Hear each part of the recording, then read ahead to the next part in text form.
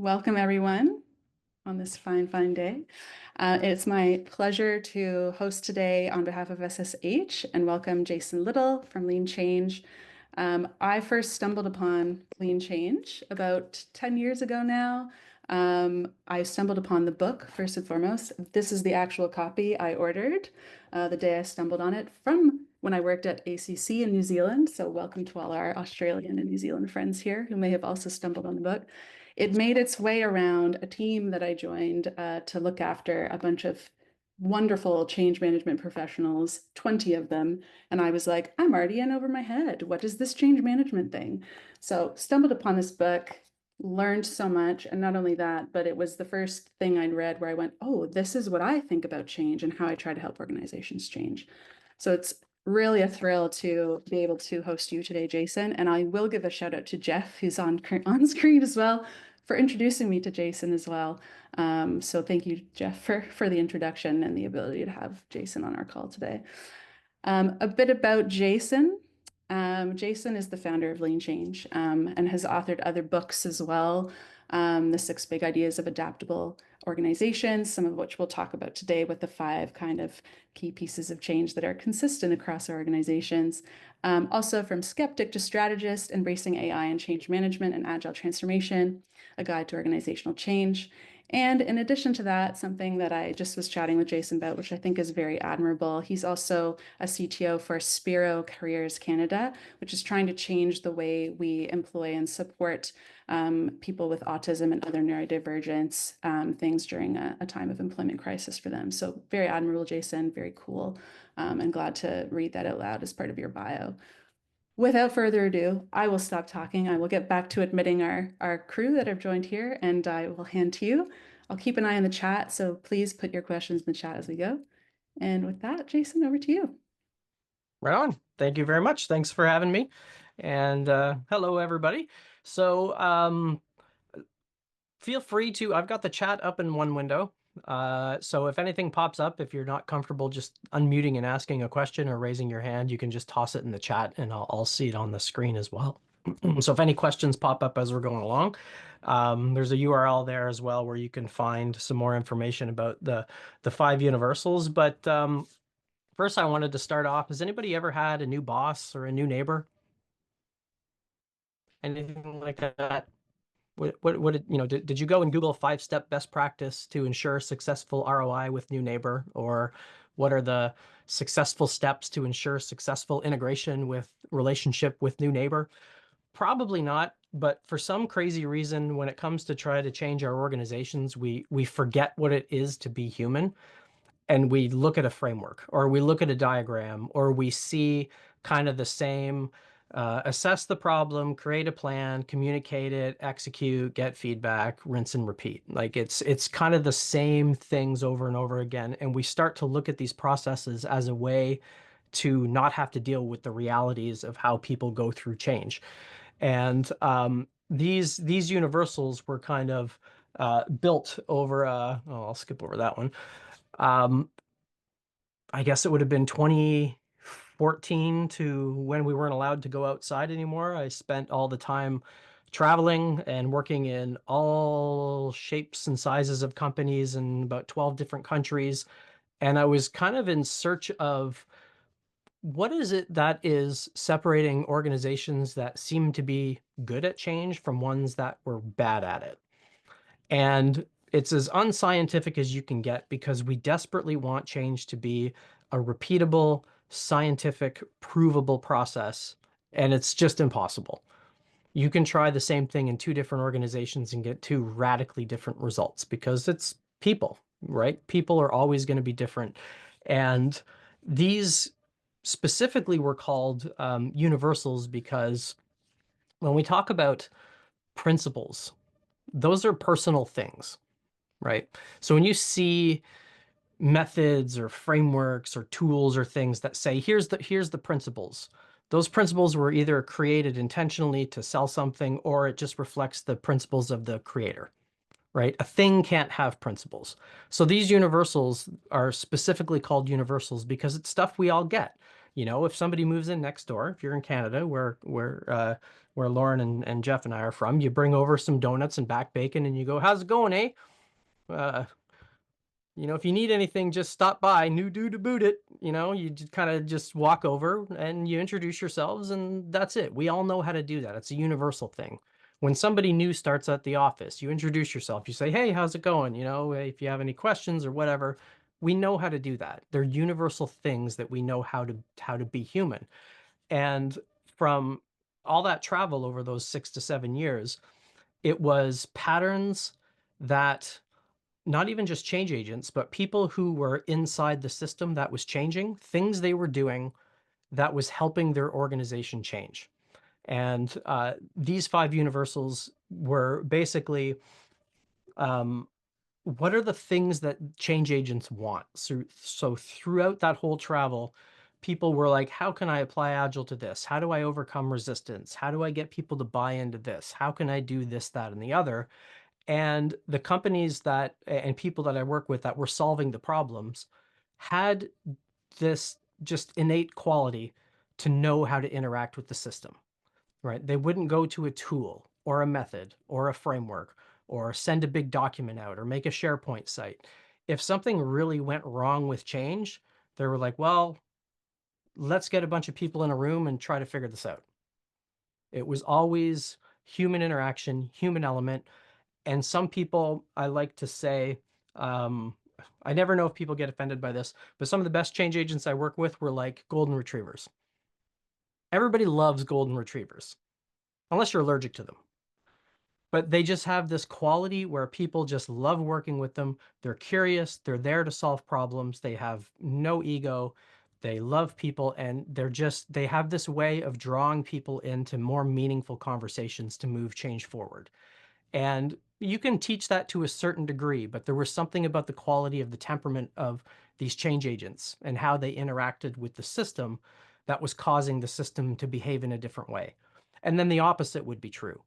The ones that would lock themselves in a room to try to create the perfect plan and then try to unleash it on people and then run into roadblock after roadblock, or people wouldn't get it and they spent all their time trying to convince and sell people to change, they were having a rougher time.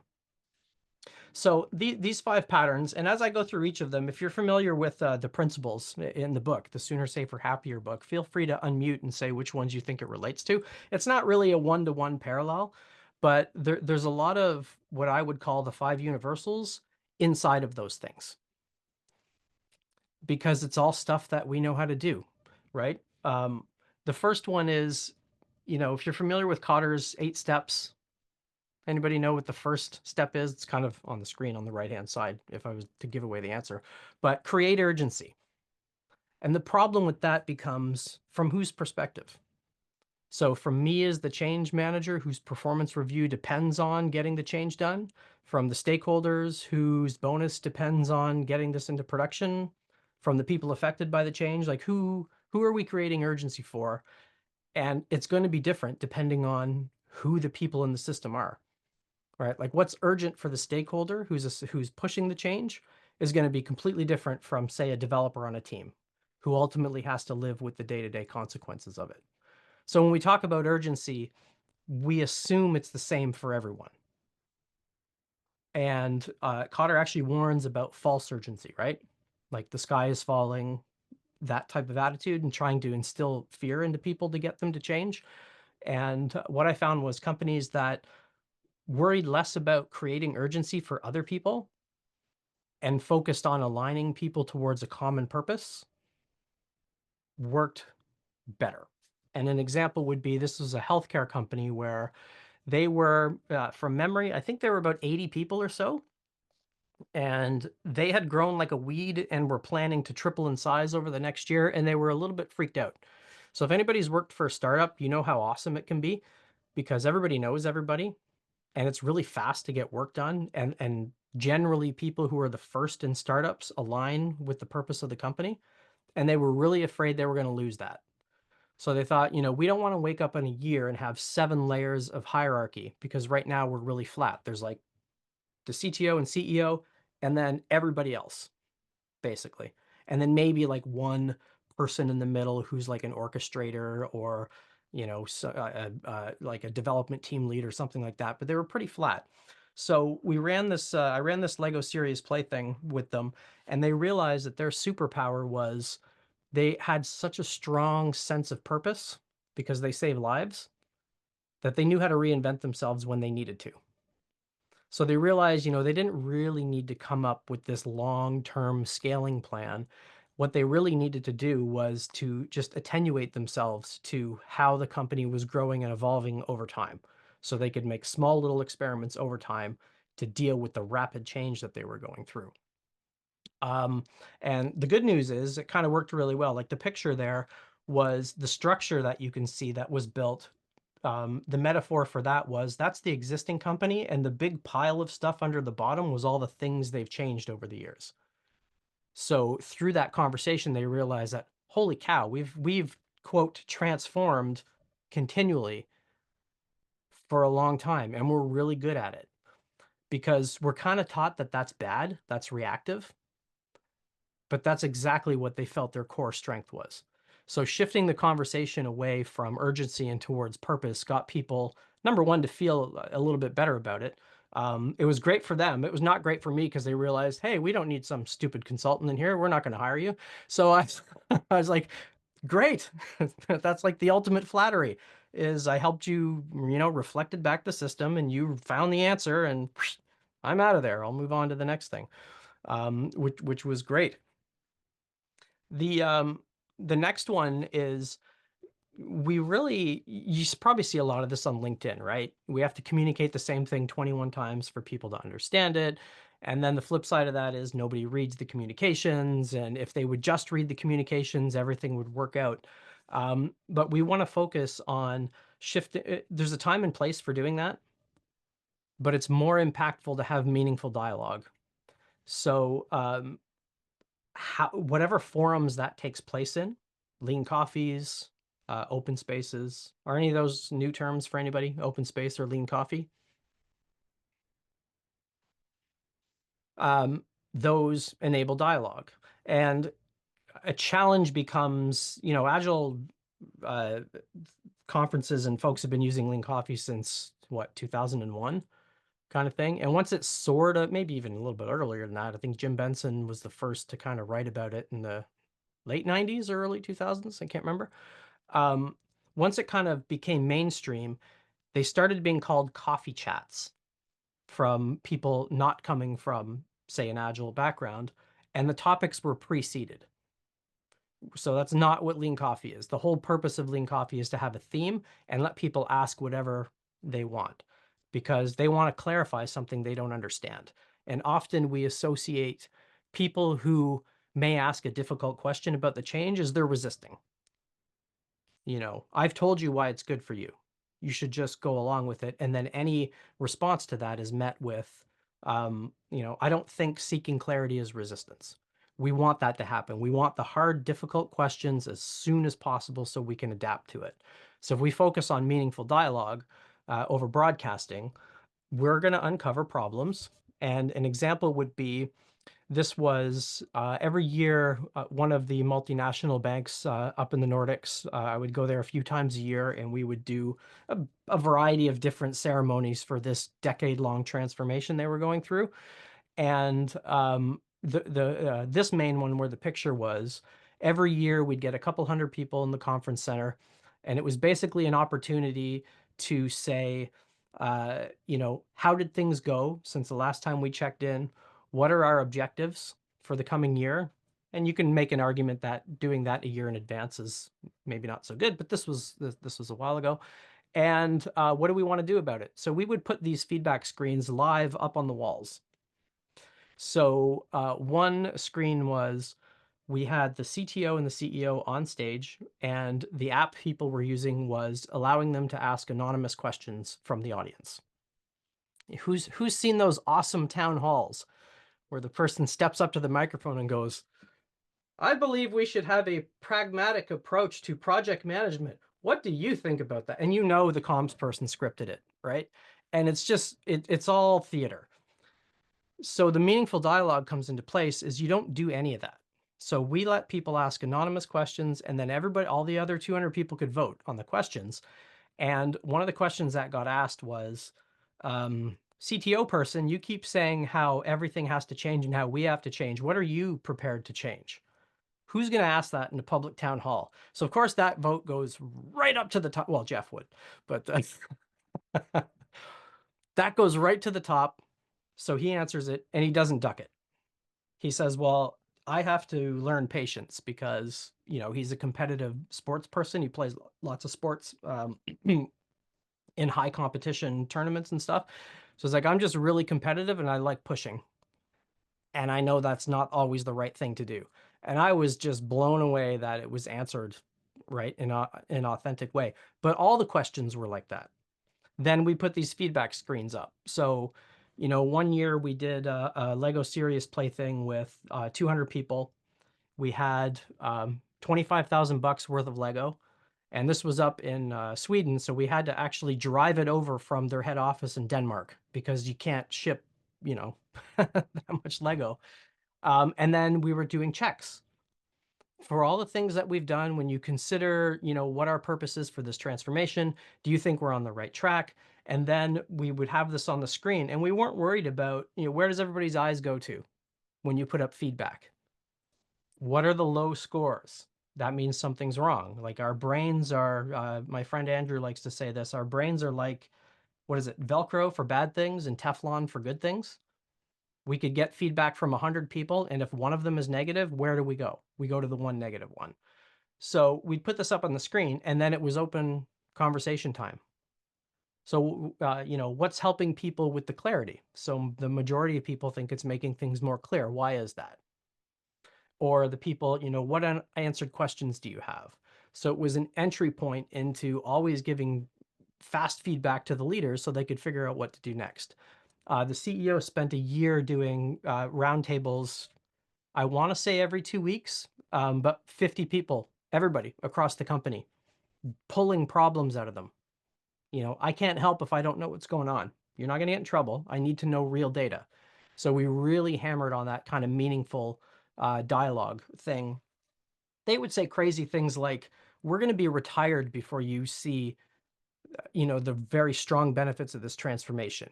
We see this as a generational shift in our company, not a year-long program. But that focus on meaningful dialogue, uh, the second year we did it, it was funny because it scared the hell out of the new comms person because they're used to we script the town hall, we control the messaging, blah, blah, blah, blah, blah. That's not a good or a bad thing. That's just the world that they came from. And they blocked this Slido tool the second year, so we found another free one and used it, which was hilarious because there was 25 of us facilitating it. But at the end of the day, this got better data faster that we could actually do something with instead of keeping everything buried. But it is scary. I guess one caveat with this is when we did talk with the CTO and the CEO, we did give them a heads up because that's the right thing to do. It's like, we're going to make sure that the questions are just wide open. We don't even know what they are. There's a chance you're going to get something really difficult. I highly doubt you're going to get anything rude. But just be prepared for it. And they were like, yep, bring it on. So it's not like as a change person, you just do these things. Give people a heads up because they are the people that have to live with the consequences of it. For me, I want to push them into that zone of it's got to be real and it's got to be authentic because people can smell the corporate stuff a mile away.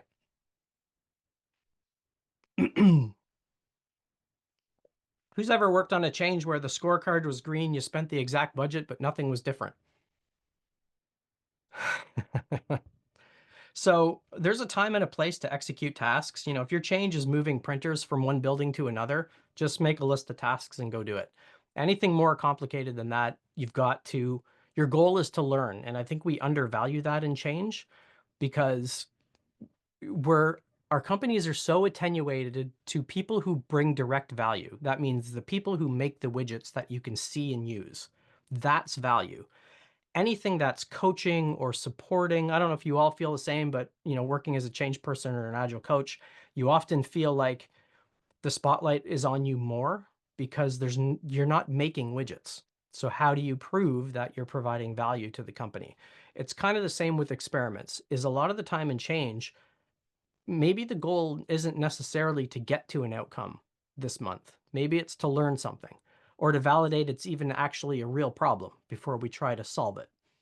So if we can talk about, is our goal explicitly to get to action and to an outcome for this cycle of change? And by cycle of change, maybe that's 2 weeks or a month or 3 months, whatever it is, depending on the change. Or is it to explore the system and find out if this is even the right change to do at this time? Because I think a lot of times, especially with the default operating mode for most of the companies I've worked with is dropping change through the hole in the floor. That means that somebody at the top read something, saw something, talked to a colleague, and they're like, get me one of those. And they just drop it into the organization. And then hilarity ensues when we have to sort it out. We can go back to, how do we make sure that this is the right change at the right time? Because often it's, time from my experience is really the only barrier. I did well, I didn't do any work with this company because it didn't make any sense. They had gone through their annual planning and their budget. This was late August. They already had all their time and money allocated for the following year, and they piled a transformation on top of it. And the more we talked about it, I kind of, well, I did talk myself out of any work at that place because I said, honestly, I don't really think this is going to work, because you already have all the inertia. You've already got all the commitments, all the performance scorecards, everything's already done. And now you want to also change how that work gets done. So let's just explore a little bit about how that would shift this thing. So it was basically just reflecting the system back to them. And they just decided, well, we're just going to get a process improvement person to build a better process to execute all this stuff. And I said, great, like, go for it. So sometimes we need to learn. Um, so the experimentation when there's a fear of real failure. Um, yeah, like this company was in pretty bad shape, and you can tell by the quality of the photo. This was the iPhone 3 days. They were growing like a weed, but they had so much technical debt that their systems were offline a lot. They had we were measuring value demand versus failure demand, and they basically had 99% failure demand. Everybody was constantly fixing stuff. Nobody was producing anything new. So there was a real, bad relationship between what I would call the business and IT at the time, where they're burning $10 million a year. And in the CEO's words, I won't use his language, I'm getting nothing for that money. He was a little more animated and angry. I'd be mad if I was spending 10 million bucks a year and getting nothing too. Um, so there was a very, very strong fear to do anything different, because we're already way behind. We're already firefighting constantly and just fixing stuff. It's easier to do that. Think of stuff that you do in your personal life where you could do it better or more efficiently, but you just do it the old way because it's easier for your brain just to crank through this same repeatable thing. You don't have to think about it. It's not tiring, right? But it's a lot harder to change something that's even small. So our experiment for this was, that's a siren that doesn't make any noise, but whenever the build would break, the siren would go off. So we had a little radio frequency transmitter. Again, you can tell how old this story is. 16 teams. And the behavior pattern was, if somebody would check in something and it would break the build, everybody would just pile in because they could never untangle the hairball or find out what happened. They're like, we'll just check it in. We'll let the build team sort it out. So when this light would go off, the build team actually sat right beside it. They locked out the ability to check anything in. They would look at the last check-in from the team and they'd go right back to the team, but not as a punishment, as a way to find out, okay, what were you guys trying to do? Here's what happened. Here's why it broke the build. Let's try to not have this happen the next time. They still use this today, almost 15 years later, but it's obviously way more sophisticated and automated than it was before. They were using it as a training tool because they didn't want to assume good intent, right? So they always assume the teams are trying their best to get stuff done. It's our job as the senior people to help them do this. And it's actually easier for us. Like if we monitor and punish, we're going to have to keep doing that forever. But if we teach them, what might have led to the cause of that thing, if we give them feedback, if we give them feedback really fast, it's actually going to make it a lot easier for us down the road. So that was a very, very small experiment. And the visualization on the wall was we just got all two people from all 16 teams once a week in front of a big portfolio wall because they kept colliding with each other. So when there's this fear of experimentation, try something that you think is the smallest possible intervention that you can do. But ultimately, the people who are in the system have to own that experiment. Because as the outsider, I might think something is simple and easy, but they might have to spend a week doing this experiment and they don't have time for that. So try to find and help, what's going to be the thing, the one small thing, because when you add up those small things over a year, you see a substantial improvement. This one always seems to be my favorite topic. We always blame everything on change resistors. And I think there is a lot of valuable data in how people react to the change. I think there's always a noisy period. As soon as you introduce any change into any system of people, there's always, I just want to get my work done. I got this 3-page email I have to read about. Right? There's the groan zone period. So we have to attenuate ourselves to separate the signal from the noise. I would much rather have people be very angry and vocal about something they don't like about the change than nothing, because that's data. It could just be bad timing. It could be the wrong change. It could be too many changes. It could be a whole bunch of things. But instead of trying to think about resistance as something that we have to overcome, how do we use it as valuable input into the next set of experiments? Right? Has anybody worked on a change where like there just was no reaction? It was just apathy. Like nobody cared either way and nothing ever happened? Has anybody experienced that?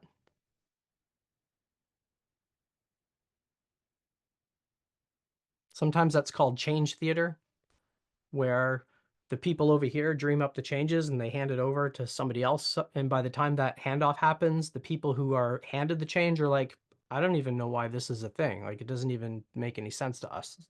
So they kind of go through the rope-a-dope and through the motions. And that's almost worse because you don't really have any good data to make decisions. So, when we have people who we believe are exhibiting signs of resistance, if you want to call it that, um, that's where meaningful dialogue comes into play. What has been put in place with emotion cannot be undone with logic. So I was at actually in Melbourne I was doing a bunch of workshops over a couple of weeks, and I did one with a boutique consulting firm. And at the end of day one, they were summoned to like an all hands meeting kind of thing. And then the next morning when they came in, uh, everybody was just like zombies. It's like, oh, what happened? Oh, we were acquired. So they were bought by a giant consulting firm. And of course, what did you think? Oh, those idiots. Why did they do this? Oh, we don't want to belong to that. They suck. We blah, blah, blah, blah, blah, blah, blah. And day two started off with the people part of the workshop. So we had, we actually spent an extra probably hour and a half dealing with that emotion, not by talking about feelings or anything like that, but just talking about, so, what do you all think about this? So we did a little activity where people would just write their reactions to it. And then we put it up on the wall, and then we started to organize them by negative, positive, clustering, stuff like that. Um, but it's not something where we could just logically say, this is what led to this acquisition, and here's what we need to do, and this is good for everybody. You have to deal with that response. Sometimes people just need to blow off steam as well. They might be stressed out about their daily work, and now this change is just one more thing in the pile, and you have to let the steam valve off. And there's no timetable for that. That's going to happen according to each individual, right? Everybody goes through change at different rates and intensities. But we really want to use that data as input. And this was great. This was another, I mentioned my friend Andrew, well, you know Andrew Jeff, obviously. We were doing a retrospective with 16 managers. I think we are 6 months into a transformation or something. And Andrew wrote this in our regular retrospective with the managers. What are you tolerating? What an awesome question that is. It's such a great question because we were kind of hoping it would be like, we're tolerating you. You know, we're trying to get our work done, and you agile coaches keep coming in and screwing everything up and taking our people away to training and blah, blah, blah. We really wanted to bring out what the actual problem was. So we got a ton of really good stuff, right? Games of schedule chicken, the pace of the transformation. We don't have time, doing lunchtime meetings. So a lot of really good data came up. And the other benefit this provided is it helped them realize that we were there to help. Because there's just this, you know, there's a certain quality about people who do change work. So whether you call yourself a change manager or an agile coach or whatever it is, we like helping people, like almost to a fault, right? Almost to a point where sometimes we get into fix people mode, but the intention is to help, right? We love people. We want people to be happy. We want them to enjoy their work. And this kind of reaffirmed what our purpose was for those managers. Like, we're not trying to get you to do a process, or we're not trying to get you to do these things. We want to help you figure out how to solve problems. And if we're in the way, tell us to go away. Like, you're not going to offend us. So it was a really good conversation. Um, and the reason why I put this in kind of the response to change thing was, other than people not showing up and not having time, we didn't have any data to know what the problem was. So after this conversation, we had a much better relationship with all the managers. I'd love to ask a question, Jason, Yep. because I think some people here will resonate, and it's certainly you've made me think of this, which is you're talking about like the data, right? And we know as change professionals, every single individual goes through change in their own way and at their own pace and in their own expressions and behaviors. But how do we as change professionals harness that into meaningful data without falling back to what we would traditionally do, like every single person in a spreadsheet with their line item? Because that's not necessarily going to give us that meaningful data. And also, I think we're kidding ourselves if we think we can track every single person, unless it's a Mm. very tiny change. Usually, we're all working on larger scale change than that. So, are there any insights you can share for that? Oh, absolutely. AI makes that problem go away instantly. No longer, I know, like, we rely on feedback forms and surveys, but we rely on agree, strongly agree. We rely on things that make pretty charts because they look nice when we present them to stakeholders. We don't have to do that anymore. We can just have one big ass text box that says, in the context of the change, what are your thoughts? Leave it as that. Open big text box, can be completely anonymous. You can dump all that in AI and you can get patterns, because that's what we want. We want the patterns, and then we want to talk about the patterns with the people affected by it. And then we have real time, better data to make decisions. And as soon as you put a control center on the top of that, by saying put in your name and department and email address, your data is wrong. But if it's just one open text box, you know, the counter argument when I've done this in organizations is, some people are going to say rude things. I said, well, that's great. You should want those things. You should know if your people are upset, because if they're putting in like nasty comments, uh, something's really wrong. You know, a process or a transformation isn't going to solve those deep people problems. Some people are legitimately pissed, and it might even be outliers. You know, if you got 5,000 people affected by the change and 20 of them are really vocal and really rude and ignorant and abrasive, they're outliers. You still want the data, but that's not the pattern. So AI can really help you with sentiment and pattern analysis. Love that. Should have seen that one coming.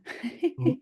Jason, on that same one, if I might quickly pop a question, um, on this AI thing. So sometimes as a change agent, you've got your preconceived biases. So when you get those open-ended questions and those thoughts, ideas, you're really forming your own patterns and insight. So are Mhm. you using AI to have more objective and not your preconceived label on it. Yep, exactly. Mhm. Because if you can leave the questions open, you don't skew the answer. Like Yes. Sometimes what I've found, even for myself, could love the open question, get the open information, then I do my own biases, inference on it. So I'm looking for the pattern I want to see. mhm. Yeah, Yeah. yeah, It's exactly. seeing people. And if you are using any AI tool that's not in a vendor's tool suite, you'll get good sentiment analysis because it is disgustingly easy to bias your AI. So if you buy like an AI change tool from somebody, you're buying all of their baggage and the way they want the answers to be laid out. We did this in the AI course. We actually created 2 of these just to show how crazy easy it is to bias an AI system. I'll just call it that. But as an example, we've had this, everybody's heard about the 70% thing. Our question is, what do you think about it? Here's where it came from. Here's what it says. What do you think about that? And when people, that's the only question. When people put that question in, the sentiment analysis happens automatically through AI. So it sends their comment. The bot's been trained to say, you're going to be giving some feedback on this question. I want you to analyze the sentiment. Here's the claim. If you believe they strongly agree with that claim, send back strongly agree. And all those different dimensions. So this happens automatically, and these stats are generated automatically. And the reason why I did this is because I think we all know the 70% stat is like it's made up to scare children, like the boogeyman. And it's not terribly useful. You know, if you're a daredevil and you like skydiving and parachutes don't open 70% of the time, would you go? You know, if you know changes fail 70% of the time, would you even bother? So this is all free. Anybody can look at this however they want. And then you can filter and all the stats are generated automatically in real time. So imagine you do something similar with a change you're working on where people can just put data in. And because it's date stamped, you can do fun things like I'm off the rails now, but so I'll stop after this one. You can do things like tell me what's changed over the last year in the sentiment about this change. Tell me, you know, here's 5 experiments we did over the last month. Here's the feedback from the experiments. Tell me what's different or what people liked. You can really, you still need a human driving that, obviously. Like AI is never going to replace us. It will make our change teams a lot smaller, I think, but it's not going to replace us. But it most definitely solves the problem of the survey problem and the bias and stuff like that. And the last one is obviously, right, we're not selling used cars. I've worked in so many companies where they're like, how do we get stakeholders to buy into the change? And I always like to say, why the hell are you working on the change then? Like, who's asking for it? Where's it coming from? If they're not bought in, what are you doing? And after they yell at me for that, what can be perceived as kind of a rude comment, I guess, they're like, oh, that's actually a really good question. Like, how did this change come to be? Where did it come from? Why am I pushing in this direction when it might not be the right direction or something, right? So there's a great quote I put from Jill Forbes in the book was the people who write the plan don't fight the plan. So invite people to the party, ask them to dance, but let them opt out. You could make the argument that in any system of people, you don't need 100% of the people involved in the change. You need maybe 6 or 7%, potentially. I mean, you're going to get the movers, the people who their beliefs align with the change. They're motivated, they want to participate in it, and you're going to get a great big chunk. You've probably seen this in changes you've worked on. How many people just don't care either way? They're just like, yeah, I now do this report instead of that report. Like, I don't really care. But you're going to have a small group of people who are really jazzed about it. So make the offer to everybody to participate in it and let them opt out if they don't want to be part of it. Because then you don't have to sell anything. You're basically switching your stance from being a change manager to a change facilitator. So you know, who, if you'd consider yourself a coach, like what's the rule of coach? You're not attached to the outcome. So, you know, you're there to facilitate, you're there to help people make sense of stuff, and the direction that they choose to go is the direction they choose to go. I like to say this is the really easy, lazy way to be a change agent, because they're doing all the work. You're just asking them difficult questions and facilitating, orchestrating, getting people together. And the example for this one was this company that the management team wanted to go agile. So we did this perspective map, and the top left was, why is this important to the company? The top right was, why is it important to all y'all as the management team? And the bottom was, why is this important to teams and people? So we just did this facilitated exercise to basically see where we're aligned and misaligned.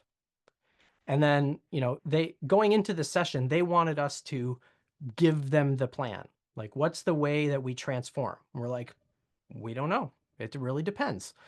Depends on the context. So we did this alignment activity, and then we said, before we go any step further, you guys now go validate this. So this is your assumptions about why doing an agile transformation is important to your teams and people. So we did a little training session to teach them how to do a retrospective. And we said, all right, so all of you go back to your teams and departments, do this. When you have the data, call us back. Because we can't tell you how you should do it, because you know the context better than us. So to switch to sense making.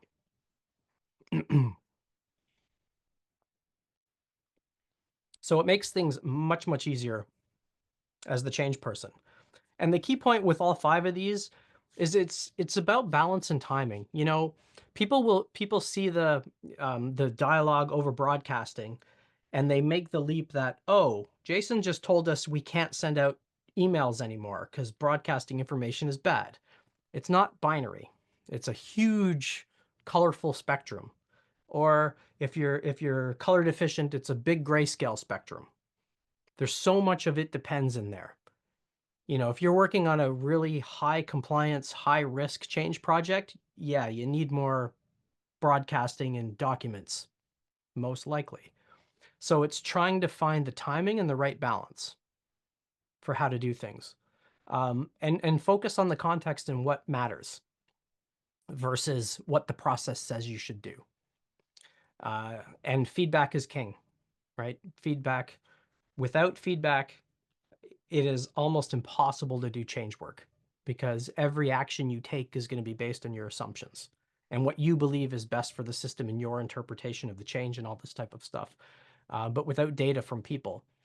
So it's, you know, think of it as a teeter-totter, right? There's a time to send information out. There's a time to work on tasks. There's a time to experiment, but it's much more of an adaptive and elastic process, as opposed to, you know, we do the analysis, we create the comms plan, we send the comms out, we execute the plan, we close it out.